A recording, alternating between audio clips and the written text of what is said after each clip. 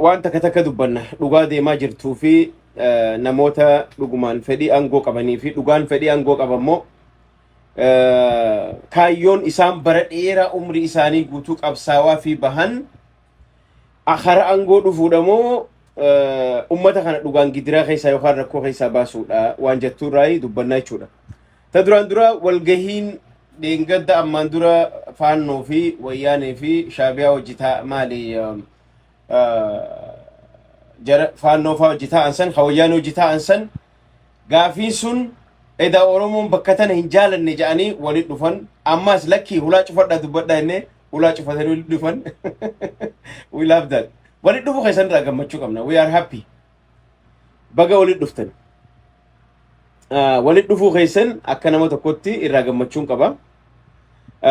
Maaliif namni dhugaa dubbachuudhaaf arraan tana Awustiraaliyaa irraa Dr. Tsaggaayeen ittaanaan London irraa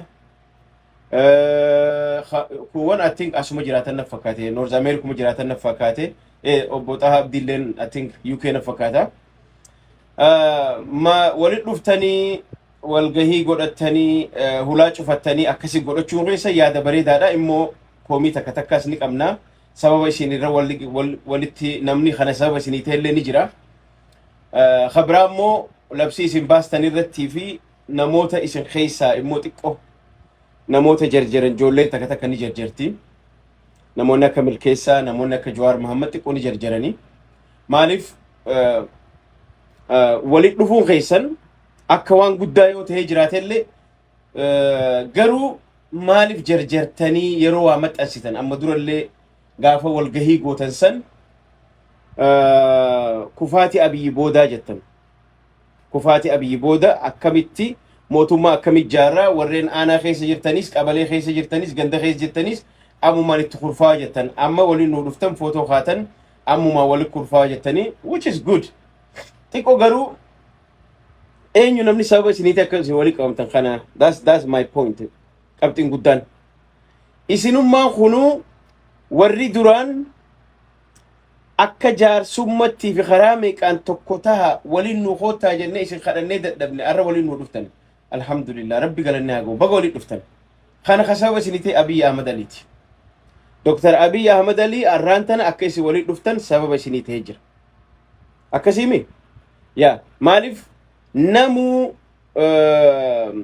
I don't know wala Dr. Tsaggaayee taate wala eenyu maqaan isaa Milkeessaa ta'e Jawaar ta'e I don't know eenyu akka Prime Minister ta'u hin beeku garuu isiniin kun hundi kaayyoon isin deemaa fi jirtan Abiyyuma achirraa kuffisnee akkana jennaa jettanii labsii qabxii abbaa saddeetii baaftanii sanirra akka isin Abiyyi ka'uu irratti garuu Abiyyiin arraan tana isin waliin dhufuuf sababa isinii ta'ee jira jechuudha.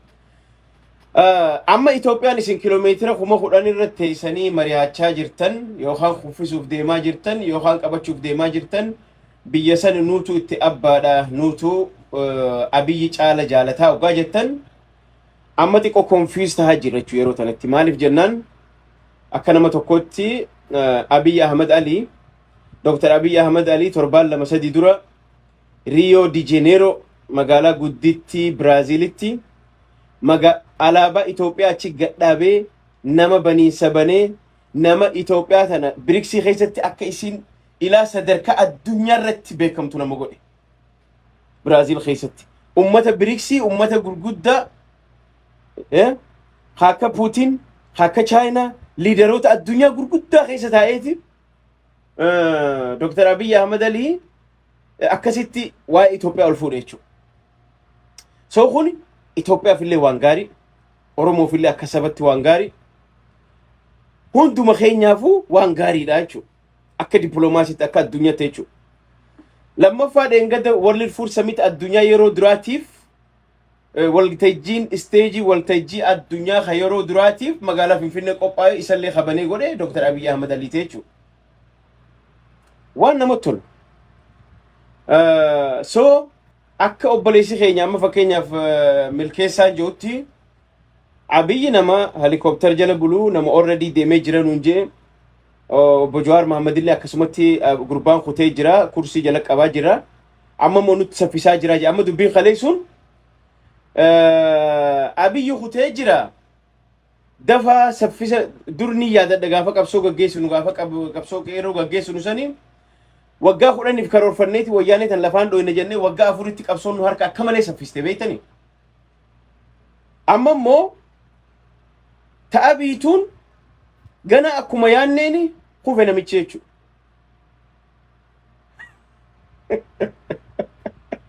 لا تخوف كرسي يلك أباجر أما ريفورمي hedduu nu yaaddeessaa jira amma riifoormii akkaataa itti riifoormii goonuutu nu yaaddeessaa jira jechuudha. Jarana namni dhugaa mootummaan namni jibbe tokko kanuma dheengedde akkasitti jaaniif kanuma dheengedde isteejii irratti walgahii adda addaa gaggeessaa jiru kan dheengedde shigginyiidhaaf kan namni akkana jee maraatuuf dheengedde jimma keessatti biyya akkana guddisaa jiru kana moo isin khabira haasawaa jirtan abiyyi kham which abiyyi isin dubbataa jirtan xiqqoo konfiiz nu gootanii jirtan kanaaf baga waliin dhuftan waliin dhufuu keessaniif hedduu isinirraa gammanne immoo waan takka isin sirreessuu nu barbaachisa jechuudha wanni barbaachisu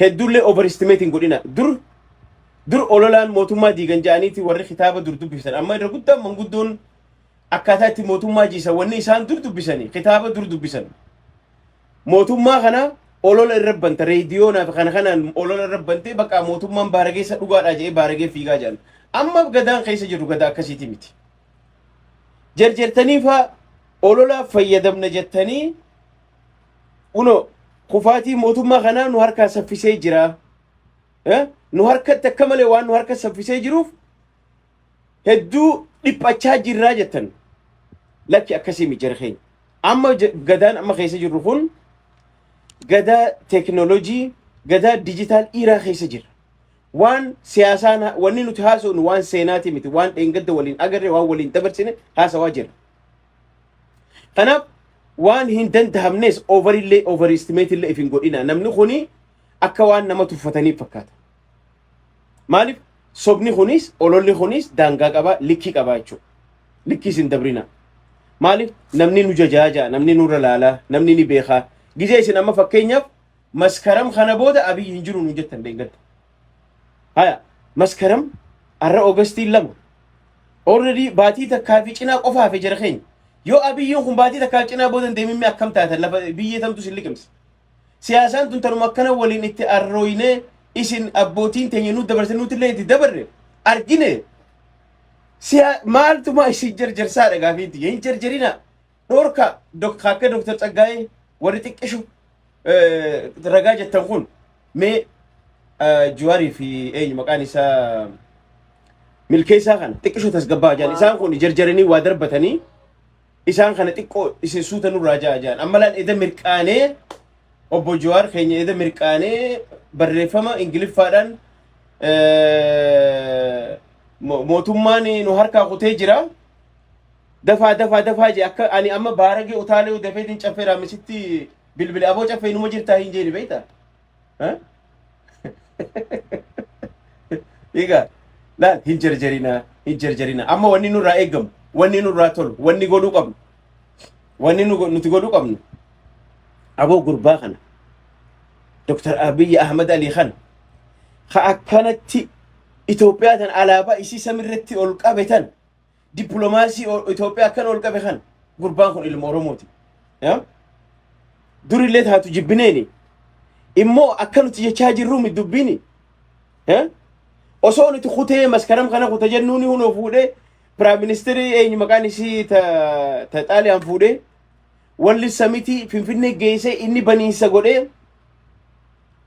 akkana shaajaa unu addunyaa tan akkana waliin shir godhaa jira mee namicha hamtu baarage jira keenya bara amma nuti reediyoo nama diiddamaan dhaggeeffatanii jirru bara amma dur raadiyoona BBC namni nama diiddamaan raadiyoona caayaa jala taa'ee nama diiddamaan dhaggeeffata akkasii eeku ta'ee namni baaraga amma jiru gadaan sun amma moobaayila wanni hundi waliin sobu namni dhugaa jirtu walii hima bakka meeqa taa'e kanaaf waliin dhufuun keessan waan gaariidha gurbaan waan waltajjii gurguddoo addunyaa tanarratti gaggeessaa jira eebbisiisaa jira godhaa jira arraan tan akka ilmaan Oromoon nuti baga waliin nu dhuftan garuu marihadhaati mee akkamitti isa kana jabeessinaa waan jedhu irratti marihadha malee akkanuma dirree qullarratti namni namaa kufu hin jiru.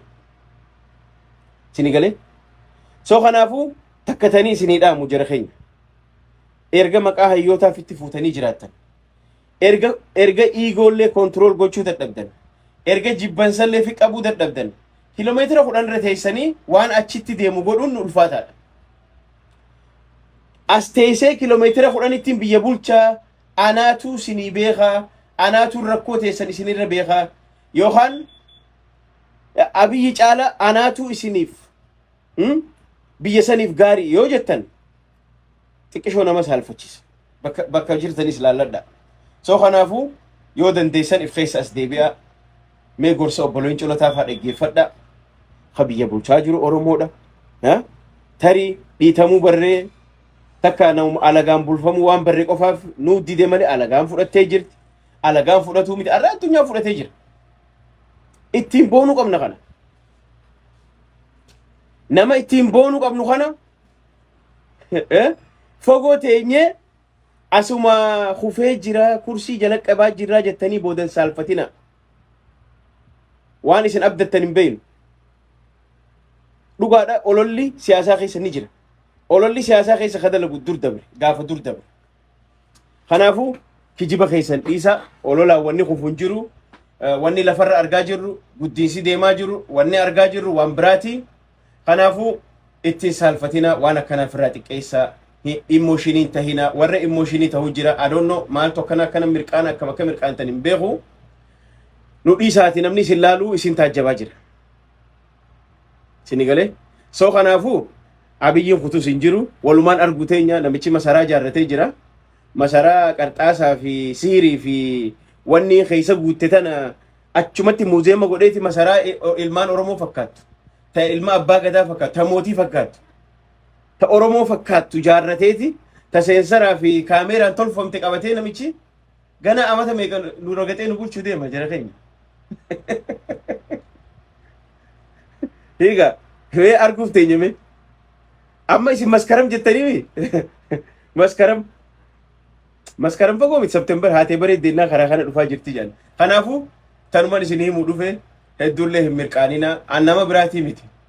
Namoonni biraa xiqqoo wayyaadha. Xiqqoo warri jarjaru nama lama qofan arga amma warra hayyoota yaa'u kana keessa akka milkeessaatii fi akka Jawaar hedduu jarjartan. Amma Jawaar kalee mirqaanee gammadee akkami dubbiin nuti jenne sun isin dubbiin itti jiru isin taatee miti je.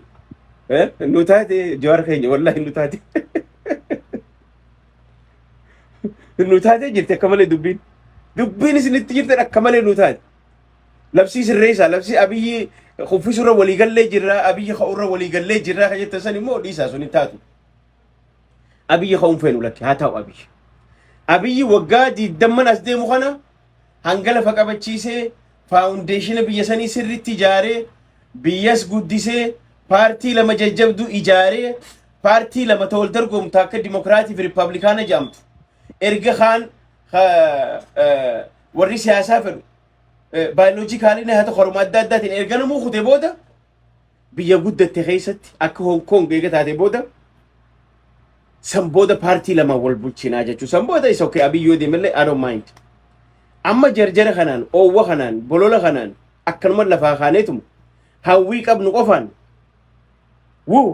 okay baga waliin nu dhuftan dhufuu keessan Oromoon irraa gammannee jira. Immoo gurbaa isteeja addunyaa irratti Itoophiyaa ol guddisaa jiru super powerii Itoophiyaa godhaa jiru kana mee akkamitti gurbaa kana alagaan fudhatte kan akkamitti fudhannaa jira. Addunyaan fudhatte fudhadhaa yaa taabbaatu maal taatan sokkee rabbii jira homaa fudhadhaa homaan taatanii. Abiyyi fudhatu numaa naman gootu saniifuu xiiqii seenne abiyyi kuffisnu malee jettanii booda kufina rabbi nagaa wal nu agarsiisu. Warsi September maskaram booda wal agarra. Maskaram as deemtana dubbii maskaram tana walumaan laallaa is September arguuf teenya next month asuma ni laallaga. Inuma irreecha ajaa'ibaan gaggeeffamanii jaammaas wannatti Finfinneetti osoo abiyyi kutee jettanii osoo abiyyi kutee jettanii namichi Gaazaa isiniin eebbisin osoo abiyyi kutee jettanii namichi Abbayya isin eebbise namichi osoo kutee jettanii Eertiraa irraa Qay Bahar fuudheetuma gudiin hin godhin. Kanaafuu karaan nu baasu abbaa kiyya marabbaa mootiin tokko ani kanin beeku mootiin takka biitinis takkuma Prime Ministeriin istakkum. Hundi Prime Minister taanoo inni hin taatu. Hundaan Prime Minister ta'uu hin dandeenye. Garuu yeroo eeggachuu qabna. Guyyaan eeggachuu qabna.